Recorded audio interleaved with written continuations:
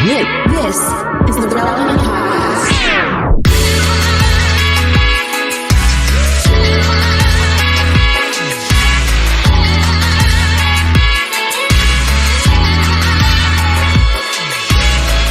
It's episode 1066.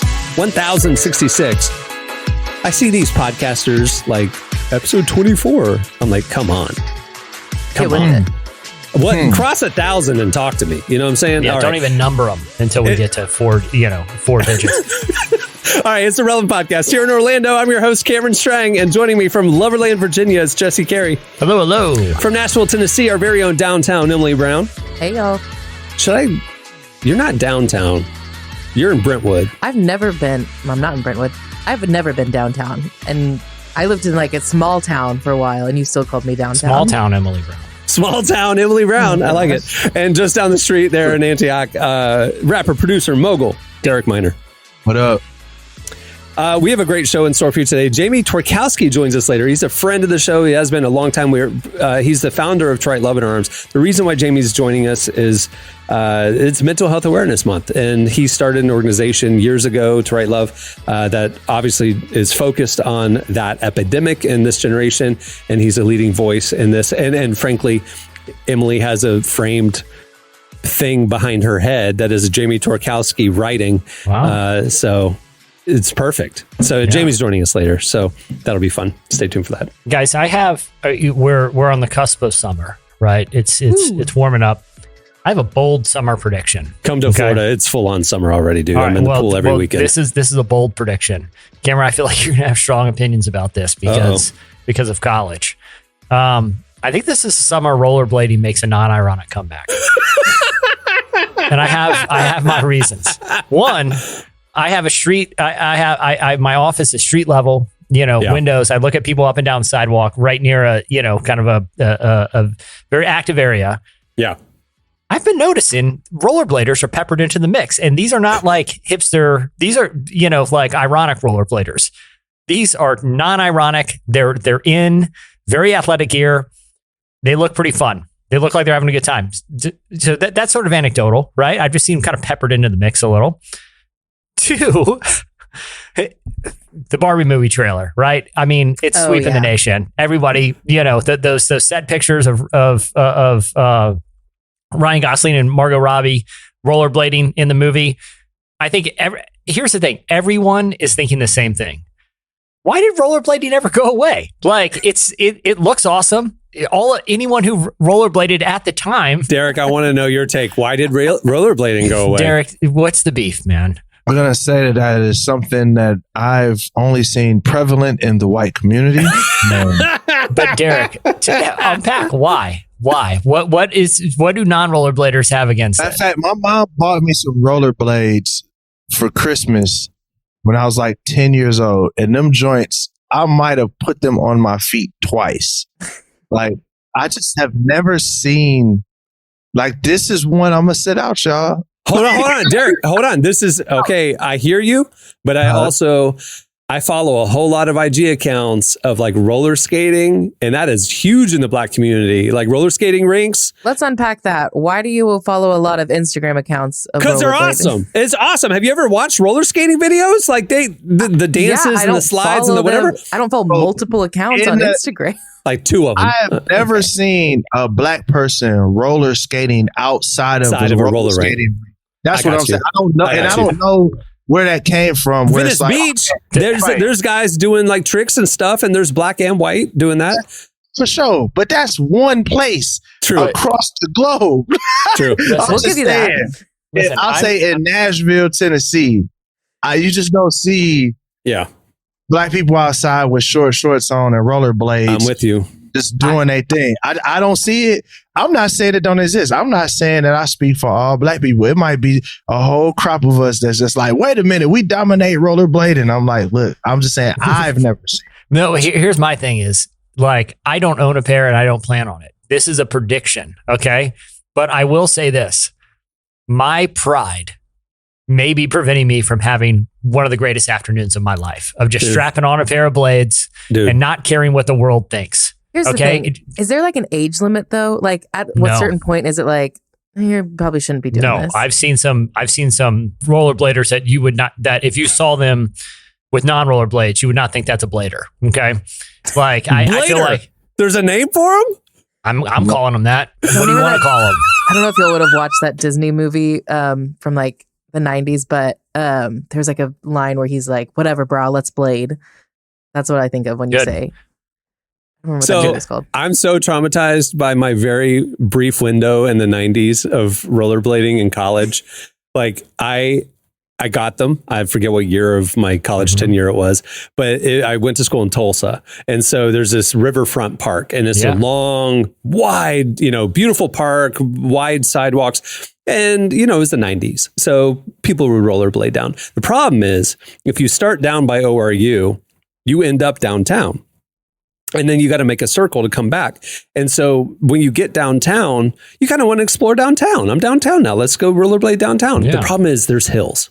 And I forgot about the hills. And so I got up to the top of this hill and I'm like, my friend, who was an accomplished rollerblader in the 90s, took off down the hill. And I'm like, I got to go with my friend. There's nothing more terrifying than skateboarding or rollerblading down a hill with rough asphalt and you are not confident in your ankles.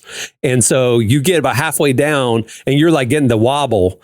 It shot me off into the, like, I fell, rolled, my entire thigh and back was completely road rash. I ended up in the bushes. I was done. I retired that day. I was fine rollerblading when it's level. Like here in Florida, I'd be fine.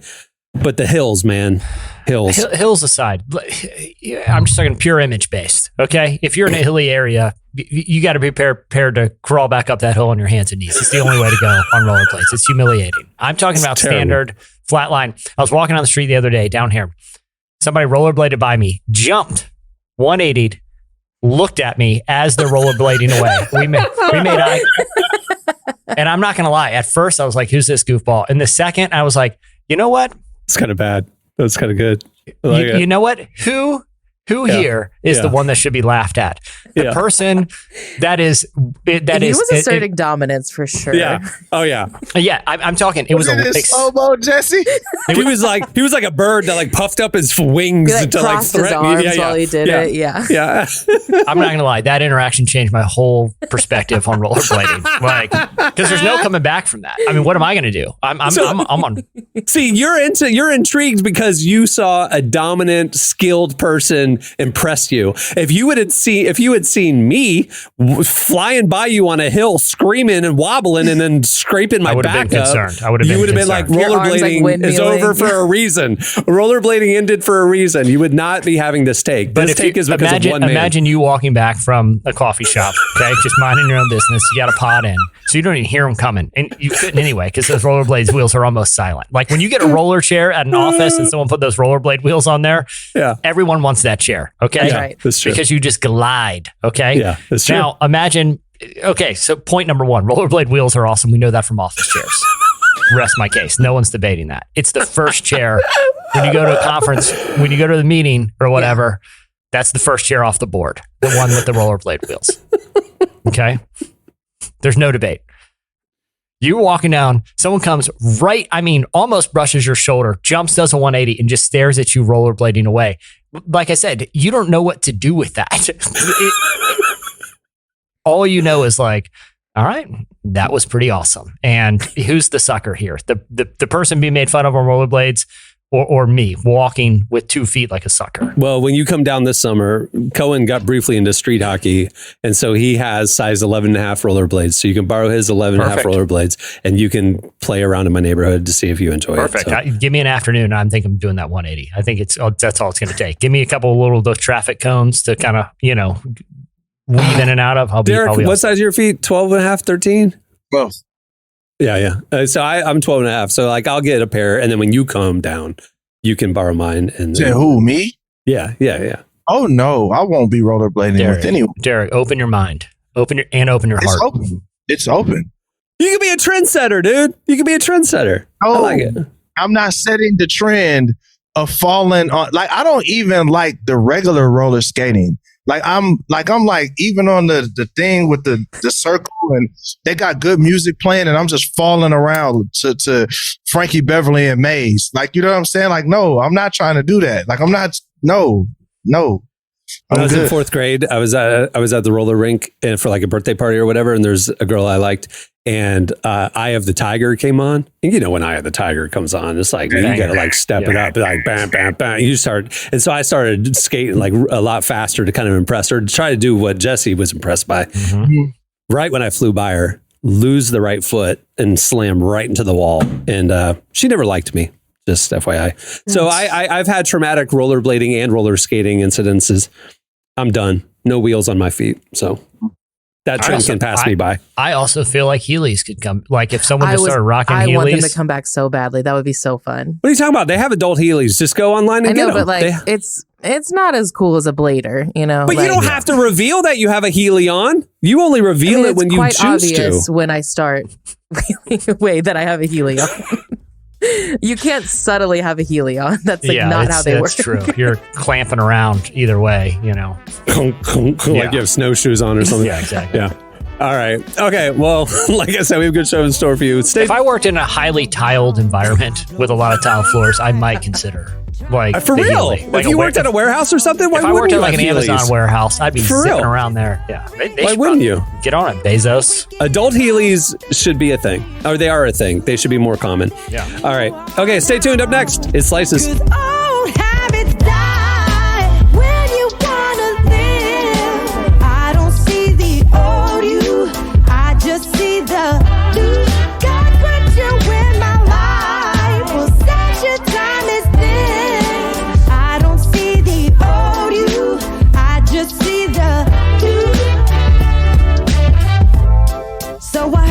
To go down on South Street, making ends and your money meet. Worry about what you're gonna eat. Yeah. Let's talk about how you skipped over your grave. 2 hands, 1 prayer, and everything changed. And I know the truth, and you know it too. Oh, you're listening to Lauren Daigle. The song is New. It's her new song called New. It's her new single. It's called New. It's like a Who's on First thing. New by Lauren Daigle. Well, today's show is brought to you in part by You're Going to Make It, the new devotional by one of our favorite authors, Lisa Turkhurst. It's a unique devotional by Lisa. You know Lisa. She's been on this show and in our magazine several times over the years. She's one of our favorite Bible teachers and speakers and authors. It's a unique devotional. It's beautifully designed, first of all, but it's a unique format as well. You're Going to Make It contains 50 morning and evening devotions that help you bookend your day with God. You start in the morning with a Bible verse and a statement of truth to remember throughout your day. Then you find space to write and release something back to God at the end of your day and a prayer to receive before you go to sleep to better prepare for tomorrow. The cool thing is listeners of the Relevant Podcast can get an extra $2 off at Amazon during the month of April. They have a special deal for you guys. This is really cool.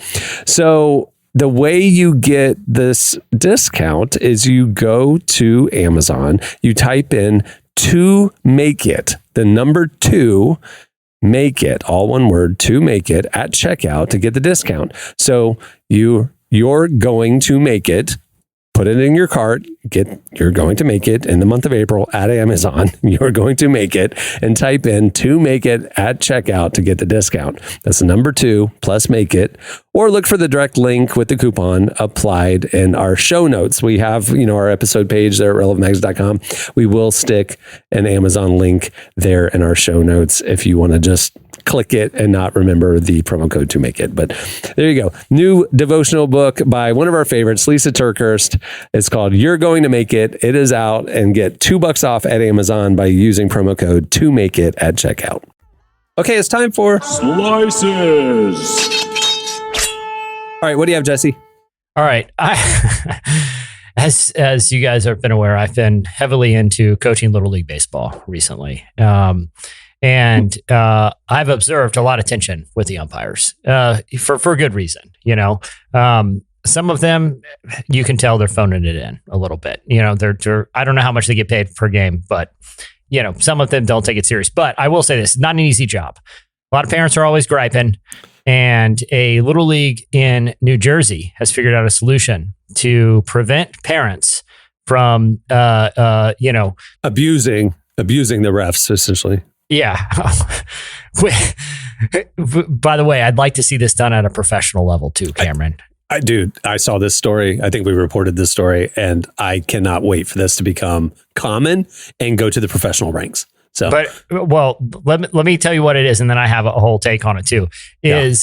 Long story short, so many umpires were quitting that if little league officials at the ballpark see you criticizing an umpire, they will kick you out. And if you want to be able to come back and go to games, you have to volunteer to umpire 3 games yourself and experience what it's like. I love it as an idea. Derek, you didn't know this? You didn't hear about this story? This is great. I know about it. It's just hilarious still. I'm still, every time I hear about it, it's my son watching my son play football. These people give it to the refs. I know. Right. It's so bad over a 5-year-old with a football. It's hilarious. So I love it. I think the same thing. I would love to see a local church do it. Like you're complaining about the sermon. Guess who's preaching next week? You're up. You're up. Batter up. You didn't like it? Okay, step up to the plate. You know what I mean? I would like to see an artist do it. Like, Derek, you're performing. You don't feel like you're getting the love from somebody. You get a bad review. All right, come up on stage. You're up. This is just a policy across the board that I think we should apply. I think they're onto something that could extend to other parts of life. I think they're onto something too. Last season, I was John at one of the refs. Now, every NBA ref is different. There's always a ref that takes it too seriously. There's a ref that ignores you, and there's a ref that has a good sense of humor. Every crew has those 3 guys. And you all know I go to Magic games, and I give the refs constructive observations throughout the game to help them do their job better. One of the refs this year, he kind of like turned around and looked at me and handed me his whistle. Like, you do it. He was onto this. He was like, okay, you think you saw something I didn't see? Then you come do it, But beyond officiating, like I said, if I have, like, let's say I'm at the dentist, I'm like, dentist, you're a little rough on this filling. I want him to hand me the drill, be like, next patient, you're up, man. Like, you think you can do it better? Get in there. Do it to yourself. Yeah. Yeah. Here's a bunch of mirrors. Good luck, man. I just think this is a good policy. You don't like how your food came out, In the kitchen. Go cook it. A little too far. Derek, when you go to your kids' games, what's your demeanor? Like, are you one of the vocal parents? I'm vocal, but I'm not vocal on the refs. I don't really care what the refs do. I'm really cheering my son on. Like, that's You're my cheering. Yeah. I'm that dad. It's like, get him, son. You got this. Like, I'm that dad. I'm not the. Hey, that was not a this. That was. I don't do that. I don't, because it doesn't change anything. You're just yelling for no reason. So for me, I don't know. As vocal as I am at professional basketball games, when I go to Cohen's games, I am the quietest parent there. Like, I'll cheer for him if he does well, but I do not talk to refs. I do not talk. I mean, these are children, I'm very aware of, like, don't put pressure on the kids that, they're not ready for or whatever, or the refs. But anyway. And I'm the one that's running on the sideline when they're doing good. Like, I'm encouraging the kids. That's what I like doing. I like being vocal in that way. Tell them, hey, it's okay. Get up. You got this. You know what I mean? Like, that's more my demeanor. Yeah, that's cool. All right. What do you have, Emily? I want to talk about an ongoing trial that Ed Sheeran is a part of.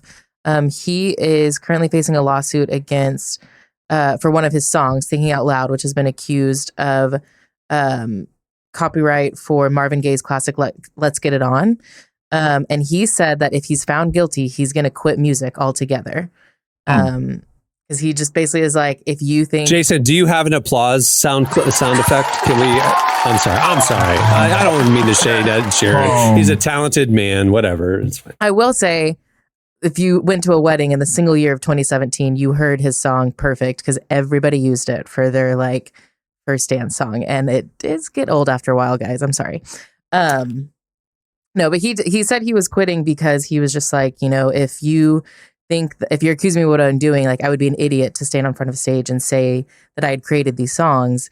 But it's interesting because his defense is that a lot of specifically pop songs, they use a lot of the same chord progressions, and they do sort of sample each other, which I've heard that argument before. And so it is going to be interesting to see how the court decides, because I think this could set a precedent for a lot of music. If he is found guilty, what does that do for music? What's it going to sound like? So he's saying, I did not note by note emulate Marvin Gaye's song. He's saying Marvin Gaye drew from the same well that I drew from. Right. And there's only a certain amount of notes and certain amount of chord progressions. Yeah. And there's overlap all the time by a ton of people. Why are you singling me out? That's what he's saying, basically. Right. It didn't work out so well for Robin Thicke and Pharrell.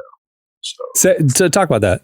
Yeah, I mean, it's the same. It's literally the same case with the same artist, Marvin Gaye's estate, and they did Blurred Lines, and they lost. It was Robin Thicke, Pharrell, and T.I. at the time, which was a huge collaboration.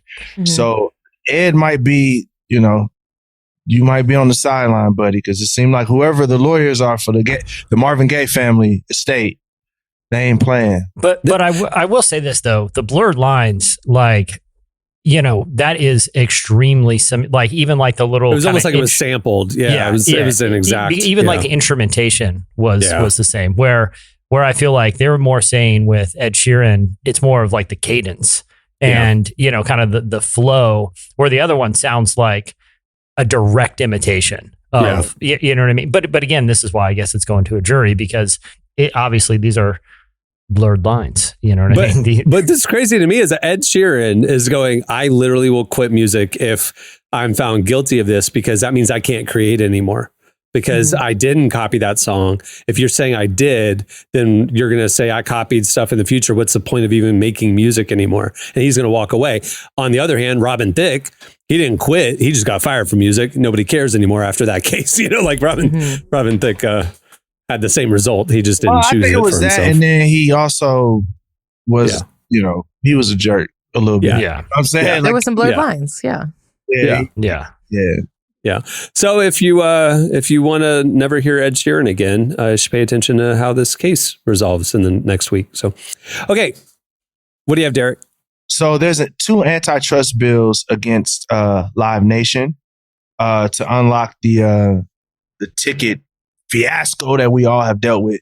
Beyonce tickets, up there crazy. Taylor Swift tickets up there crazy. And what's being communicated is there's just not enough competition among ticketing companies. So there's two bills that are being presented to try to break that up.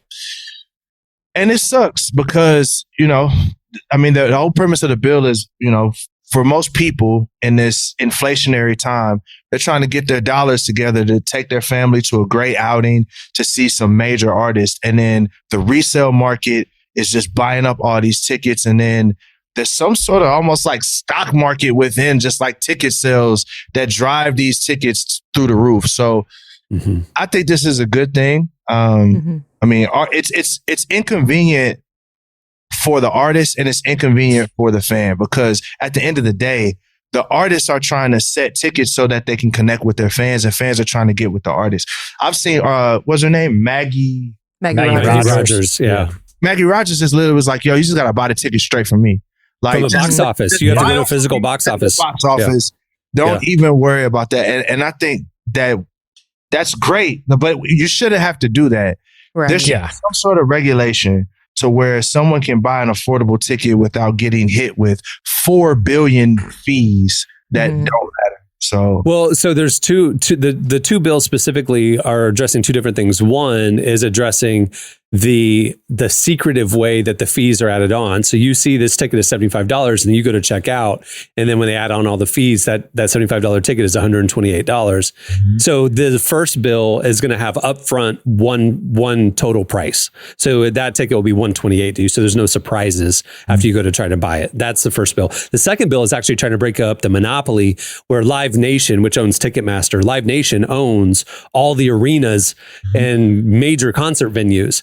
And they have an exclusivity thing that if you're a big band that wants to do an arena tour, you want to play at our arenas, then you have to use Ticketmaster for your ticket sales. And so there's a monopoly there. So the other bill would break that up, that you can't have exclusivity. The third bill that the Biden administration is actually pushing is to eliminate junk fees. This is not just with concerts.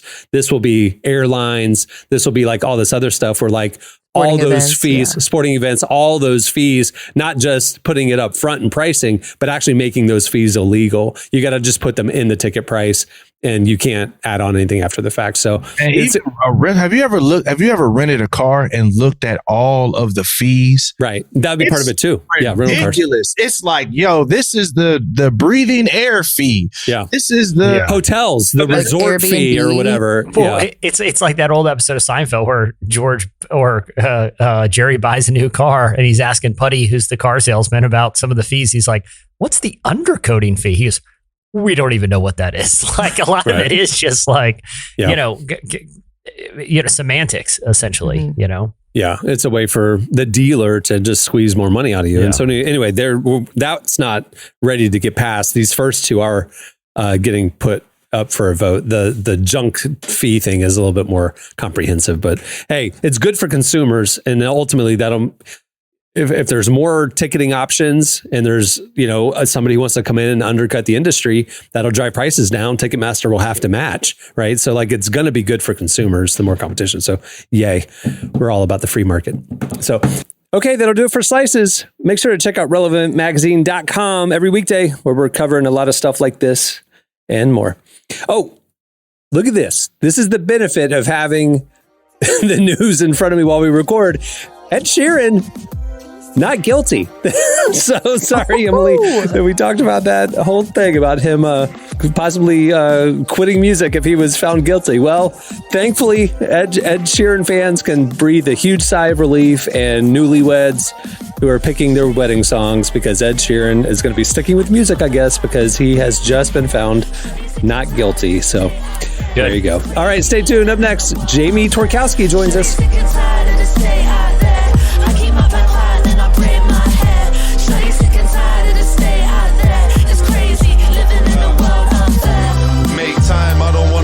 Till a late night, ignored calls, I can't ignore you at the same time. Diaries packed, I would sack the whole week off just to kick it with you daily there on the daytime.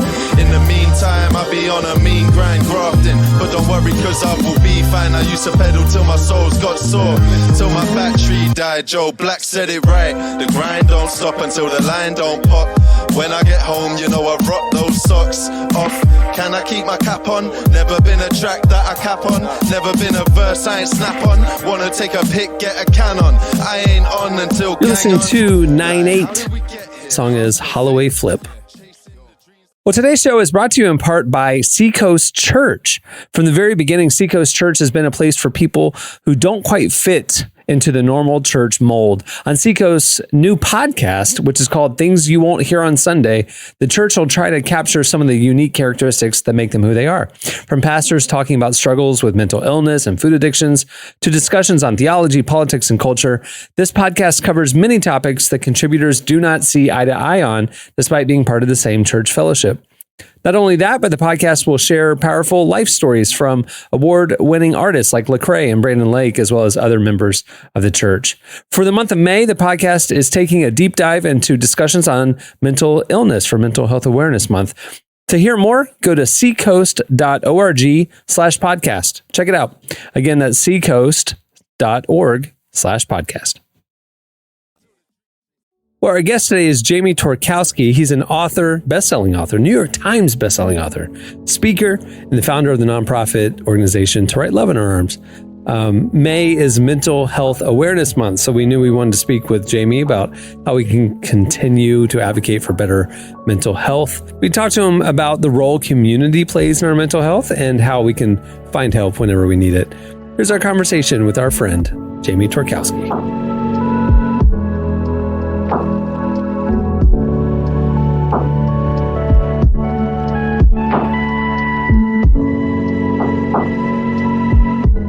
You've been in this conversation for a really long time. And I think every year the mental health conversation grows and changes in different ways. In 2023, what do you think is maybe a big issue that the mental health conversation is kind of facing right now? Yeah, no, that's a great question. As we sit here, I know yesterday I saw multiple headlines. I believe it was the Surgeon General released a report on essentially the epidemic of loneliness in America. And, you know, it's not the first article or set of articles that I've seen.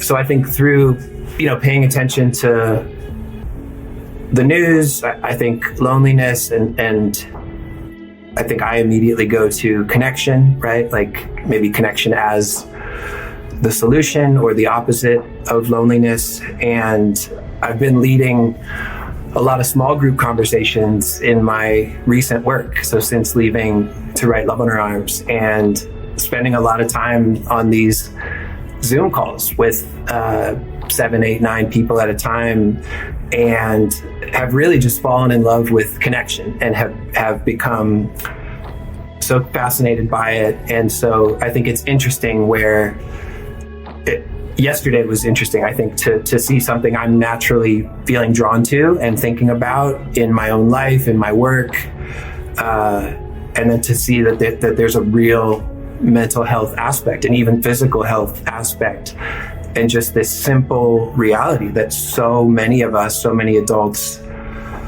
live alone, live without real friendships, without vulnerability, without the chance, I think, to feel known and loved. So that's what comes to mind for sure. There are certainly other things, down the list, other things that are important, technology, social media, the way these things contribute to anxiety, stress, right? I mean, we could talk for a long time, climate change, politics, bullying, ignorance, just, some of the ugliness we find online. But I think I've been really, really fascinated by connection.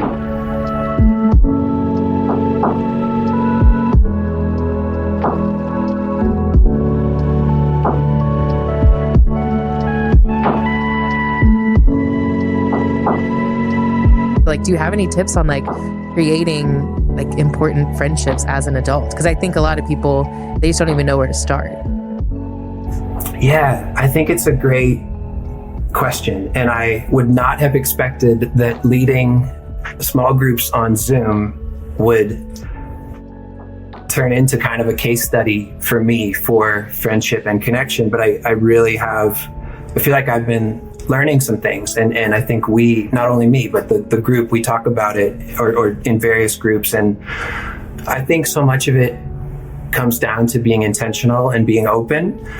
There's even an intentionality, and I'm not promoting groups or pretending, hey, that's the solution is we all need to be on Zoom. But there's something intentional about being part of a group, right? And showing up to a meeting that we plan on.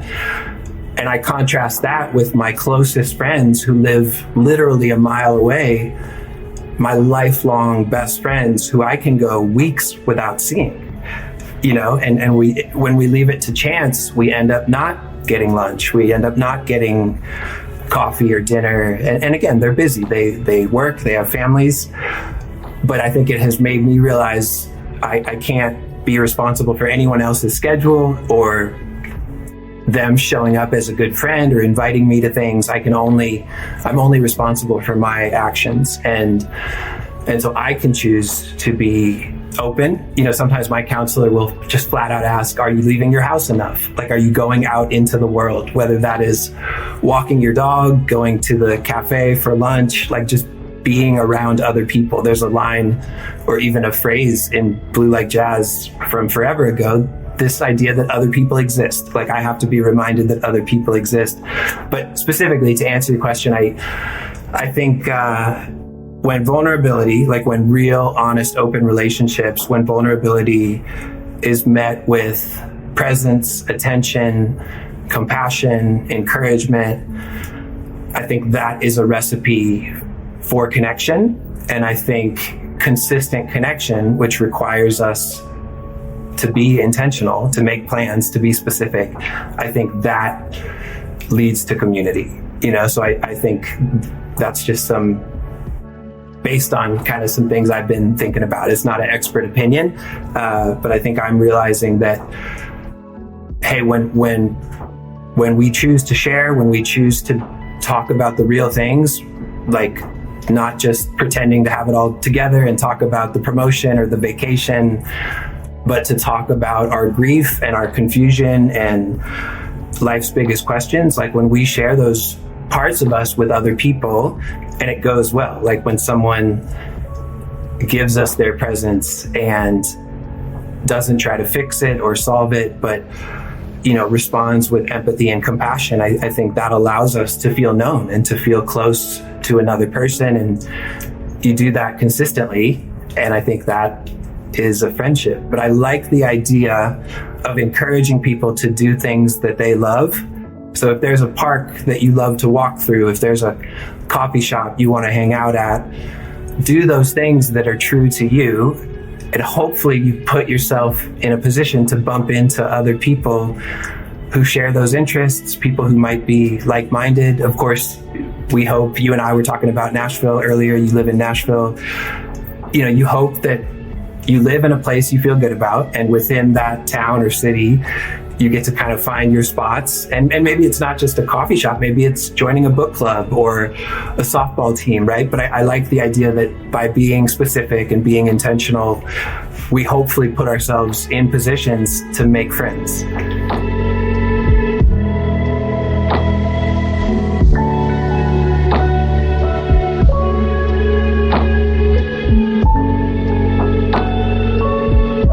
I think there's a lot of things the church could be doing to better address this, but what is one thing that you really think that maybe for the next foreseeable future the church needs to focus on to help those who are struggling with mental health? Well, I think the hope is that we would all live in a world, and the church included, where it wouldn't be treated differently than a broken leg or a sprained wrist or someone with a cancer diagnosis. All the ways that we acknowledge that our bodies are fragile, all the ways that we acknowledge, hopefully, science and medicine, doctors, hospitals, right? We just understand there are people and places where these needs are met.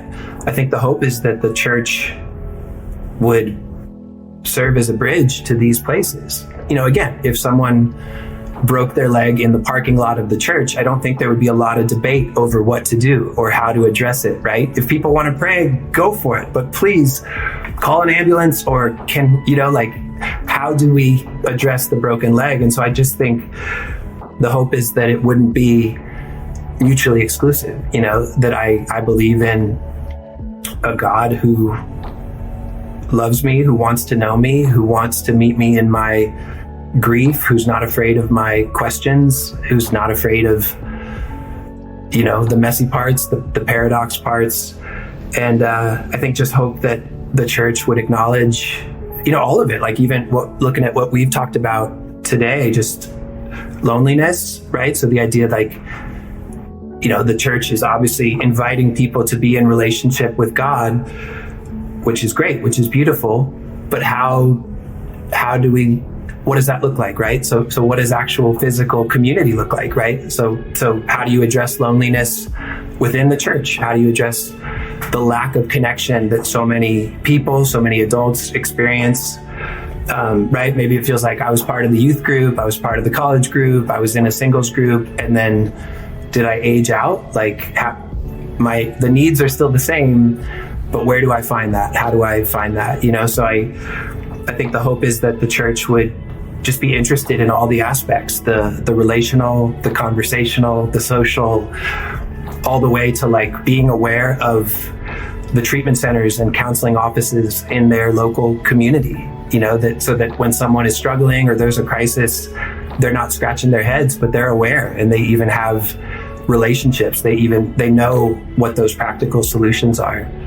And then, I think there's also just a part to play that all of us, you, me, a pastor, anyone in, I think, any space, as we talk openly and honestly about our mental health, we give other people permission to do the same, whether it's direct or indirect. And the hope is, if you have a stage, literal or otherwise, if you're a pastor, if you have a podcast, if you can acknowledge your humanity, if you can speak with vulnerability, if you can acknowledge that life is hard, you give other people permission to do the same. So I love the idea of a sermon where someone touches on their mental health or their grief or their uncertainty, just any number of the ways that life is hard. And the hope is it gives the audience, the congregation, the listener, it plants the seed that, hey, they were honest, they were vulnerable, maybe I could do the same. And I think that helps us begin to live in a world where the stigma goes away, because we believe that this is a part of life that not only we can talk about, but we need to talk about.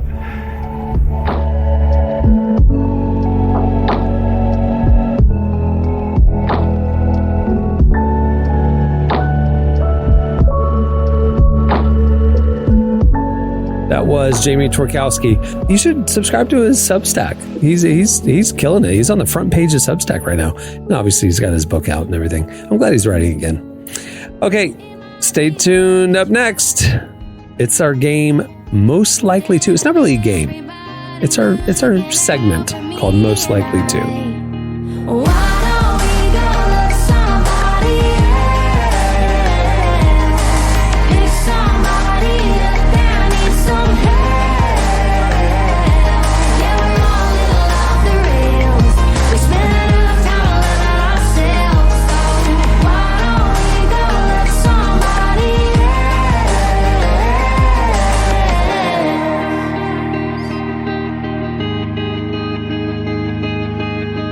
Make it all about me, I'm on my own planet.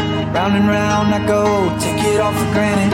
Hard to see when you live inside your own head. Stuck in the cycle, pushing out, so I might as well give someone else a try. You're listening to Ray Lynn and Judah. The song is Somebody Else. Now, the Judah is the all caps Judah with the period, not Judah Smith. May be confusing because Judah Smith was on the new Lana Del Rey album. No, this is the singer Judah. Yeah, Judah, not Judah Smith. At Kroger, we know the minute a tomato is picked, the fresh timer starts. The sooner we get our produce to you, the fresher it is. That's why we've shortened the time from harvest to home for our tasty tomatoes, strawberries, and salads. So no matter how you shop, you have more time with your fresh produce. Kroger, fresh for everyone. And now, shop what you love and save $2 on each participating item when you buy 3 or more with your card. Kroger, fresh for everyone. Okay, it's graduation time. You know, colleges are graduating next week, most of them. So this is yearbook week. This is when, and I guess high schools more do this than colleges, but like superlatives, seniors, most likely to succeed, funniest, So we have superlatives. We're calling this game Most Likely To. So what we're going to do is I'm just going to tell you I'm going to ask the question. I'm going to put a superlative out there. You guys tell us who on the podcast, including Jamie Ivey, would take these different monikers. Here we go.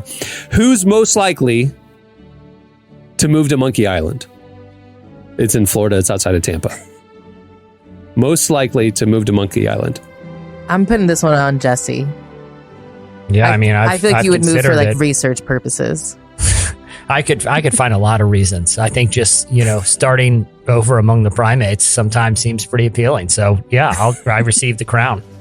Jason, our producer, could also be a nominee on this too, by the way.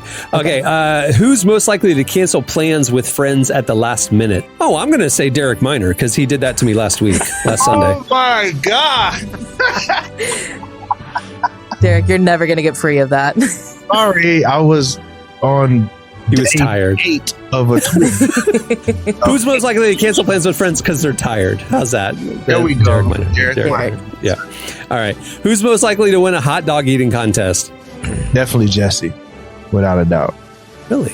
I could throw down some dogs. I think it's not so much the hot dog thing; it's just the contest. Obviously, people know I compete to win. I play to win, so obviously, yeah. Who's the most likely to go a week without a shower? Oh, Cameron. Yeah, me for sure. Yeah. Absolutely. Cameron's single in his sweatpants at home. I'm literally wearing sweat shorts right now that I was wearing yesterday. So there you go. All right.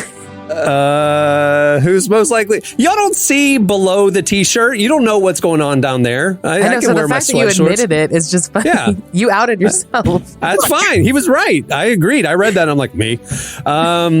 Okay.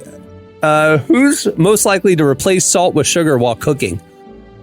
Like Emily, I didn't write these. So intentionally or unintentionally? Yeah, that's what I'm saying. Is this a mistake? I think it was like an unintentional thing. Oh, they just not paying attention to the white thing that they're sprinkling on. I don't believe in recipes, so that would not happen to me. I'm just going for it. You know, it's a live experimentation. Jamie says she's a terrible cook. It might be Jamie. She's a terrible cook. Yeah. Sorry, Jamie. You might take this one. I love you, Jamie, but yeah. Who's the most likely to join an MLM? Jamie. Depends on the product. Oh, you know what? Jamie probably would. She wouldn't even know it was an MLM. Hey guys, I'm selling these supplements. I got these new yoga pants. I'm selling these leggings. Yeah. Oh man, they're great. It's all natural fibers. You'll love them. Who is most likely to be on the news for a scam? For getting scammed? For scamming or getting scammed? Getting scammed.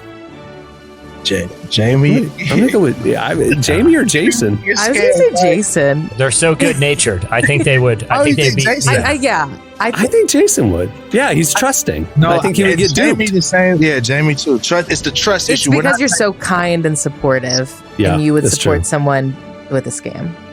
Who's the most likely to get hangry? I'm gonna put from myself on this one. I'm gonna put myself on that one. So, like, I think we all. Former employees have written blogs about me getting hangry. So, you know, I eat constantly, so it just doesn't happen. So not Jesse. Got it. Not Jesse. Yeah. Okay. Who's most likely to forget their car keys inside their car? Oh, me. I've done that multiple times. I literally did it this morning, Emily. So I'm with you. I have a Tesla. I literally did it this Me and Derek, it can't happen. Car key. I haven't seen one of those in a while. I haven't seen a car key in years. I got into a rental car not long ago, and I didn't know why it wasn't going. Is because you have to start the car. Because I'm so used to. Shut up. Who is the most likely to call the restaurant manager to complain during a meal? My mom. I'm gonna go Jamie. Joyce Hawkins. Joyce Hawkins does it every meal. So me by way of my mom. Who's the most likely to tell a joke that gets them into trouble? Oh, me. Yeah, I mean, that's I get it. Yeah. From age about 7 to 40. That's been a problem for me. So yeah, I Literally think every report card I ever got in elementary school, the teacher put a note: Cameron's a good student. He just talks a lot and distracts other students. And so, same thing. Yeah. Who's most likely to click on a spam ad pop up on the internet? Again, the trusting part of it, I would say Jason or Jamie. Yeah, I'm very skeptical of anything online. Who's most likely to disappear for a year? I think I could do it, honestly. Like the amount of times last year when I would just like pop up in a different city and I hadn't told anyone, I think I could do it. I'll just be honest. The only reason I haven't disappeared now is because I don't have enough money. Like if I hit the lottery, it sounds appealing. If I hit the lottery, just if you don't have my phone number, I'm sorry. See ya. Like, I think we're all on the same wavelength here, because I'm going, if money was no object, you would not see me again. I mean, I would be gone. Like, that's it. Who's most likely to join a reality show? Jesse. I mean, I can see that. I would gladly wild card into the scenario. You know, if it's Survivor specifically, Cameron's joining. But any other reality show. I have been watching so much Survivor. Still, it's still happening. I haven't run out yet. I'm about to though. Okay, last one. Who's most likely to have an embarrassing tattoo? Emily. For some reason, I think Jamie. I think she went through a wild spurt early college. She might have one. Wait, you're talking like the lower back thing or something? Like, I don't know. Like it didn't Maybe age well? ankle. I'm thinking ankle. I think there's an ankle situation. I don't know. We'll have to ask her. We'll have to ask her. I will take this one. I can see Cameron with a random rap logo somewhere on his body. Like just a random, like, dilated people's logo somewhere on his body. I do think this is going to be me. Like, one time I picked a tattoo on the way to the tattoo shop. Like, I didn't have one in mind as I was driving. Emily, I was like, I'll get that. As one does. Emily. Can't do it. All right. Well, that'll do it for Most Likely To. That was fun. All right. Happy graduation season, yearbook season, everybody. Before we wrap things up, I want to thank Jamie Tworkowski for joining us today. Make sure to check out his Substack and his book and all the stuff he's up to. He's got mentor groups. He's got speaking engagements. You can find out all the info at jamietworkowski.com. That's Tworkowski, Tworkowski.com. Before we wrap things up, I want to remind you to check out the spring issue of Relevant if you haven't already. We've got amazing conversations with Royal Otis, Fits in the Tantrums, Michael B. Jordan, Beth Moore. We look at the Jesus Revolution film that's just now out on DVD. Record-setting film. A lot more. It's available for free. Just click on the magazine tab right there at relevantmagazine.com. If you want the beautifully designed enhanced edition, join Relevant Plus. It's the best way to experience our content, and it's all ad-free. Website, podcast, magazine, everything. Ad-free. Just plans start as low as $250 a month. You can find out all the info by clicking the Relevant Plus tab at relevantmagazine.com. Also, if you don't check out the website every day, you should. We're covering the intersection of faith, life, justice, and culture. You can sign up for our daily newsletter to get updates about what we're posting. You can follow us on all the socials as well. Keep in touch. Let's do it. Let's do this together. All right. Well, on that note, we'll wrap it. I'm Cameron Strang. I'm Jesse Carey. I'm Emily Brown. Eric Miner. We'll see you on Friday. Have a great week, everyone.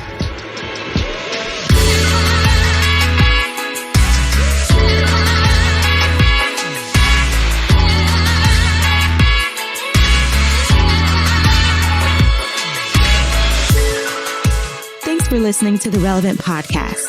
Check out our features, interviews, and news updates every day at relevantmagazine.com. And make sure to follow Relevant on Facebook, Twitter, and Instagram for the latest. For more great podcasts, browse the shows on the Relevant Podcast Network, which you can find at our site. And while you're there, don't miss the all-new era of Relevant Magazine. A new issue releases every other month at relevantmagazine.com.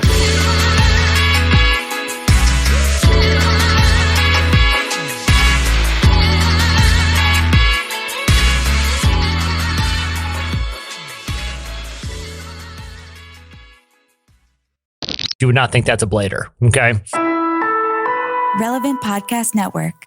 At Kroger, we know the minute a tomato is picked, the fresh timer starts. The sooner we get our produce to you, the fresher it is. That's why we've shortened the time from harvest to home for our tasty tomatoes, strawberries, and salads. So no matter how you shop, you have more time with your fresh produce. Kroger, fresh for everyone. And now, shop what you love and save $2 on each participating item when you buy 3 or more with your card. Kroger, fresh for everyone.